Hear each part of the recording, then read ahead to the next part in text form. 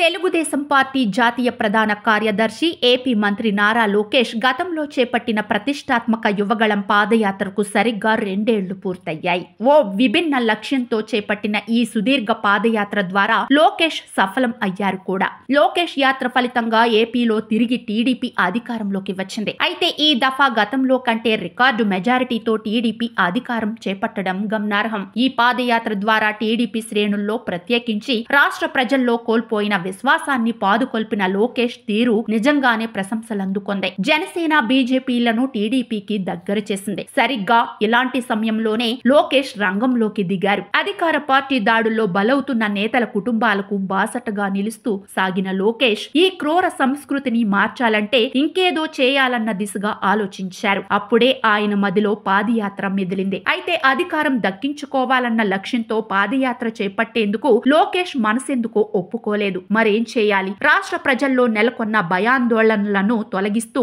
వారిలో కొత్త విశ్వాసాన్ని పాదుకొల్పడం ఎలా అంటూ లోకేష్ మేధోమథనం చేశారు. గతంలో నేతలు అధికారం కోసమే యాత్ర చేస్తే తాను ఇప్పుడు ప్రజల్లో విశ్వాసాన్ని పాదుకొల్పడానికి యాత్ర చేయడంలో తప్పేముందని భావించారు. అనుకున్నదే తడవుగా యువగళం పేరిట రాష్ట్ర వ్యాప్తంగా సుదీర్ఘ పాదయాత్రకు ప్లాన్ సిద్ధం చేసుకున్నారు. ఈ సరికొత్త ప్రతిపాదనకు చంద్రబాబు కూడా సరేనని చెప్పడమే కాకుండా భుజం తట్టడంతో సరిగ్గా 2 ఏళ్ల క్రితం లోకేష్ యువగళం రోడ్డెక్కింది. తన తండ్రిని 4 దశాబ్దాలుగా ఆదరిస్తూ వస్తున్న కుప్పం ప్రజలకు సంఘీభావంగా లోకేష్ తన పాదయాత్రను కుప్పం నుంచే ప్రారంభించారు. ఆ తర్వాత లోకేష్ యాత్ర అప్రతిహాతంగా ముందుకు సాగింది. లోకేష్ ఇచ్చిన ధైర్యంతో రొమ్ము విరుచుకొని మరీ యువనేత వెంట అడుగులో అడుగు వేశారు. ఇక టీడీపీ శ్రేణులు అయితే రెండింతలు మూడింతల ఉత్సాహంతో లోకేష్ యువగళాన్ని హోరెత్తించాయి. కుప్పం నుంచి బయలుదేరిన ఈ యాత్ర రాష్ట్రంలోని అన్ని జిల్లాలను స్పృశిస్తూ శ్రీకాకుళం జిల్లా ఇచ్చాపురం దాకా సాగింది. పలుమార్లు విరామం తీసుకున్న లోకేష్ తాను నిర్దేశించుకున్నట్లుగా 4000 కిలోమీటర్ల దూరం నడిచి ప్రజల్లో విశ్వాసాన్ని నింపారు. కేవలం అధికారం కోసమే పాదయాత్ర చేసి ఉంటే ఈ ఫలితం వచ్చేది కాదన్న రాజకీయ పండితులు లోకేష్ ఎంచుకున్న విభిన్న లక్ష్యమే ఈ రికార్డు విక్టరీని అందించిందని విశ్లేషించారు.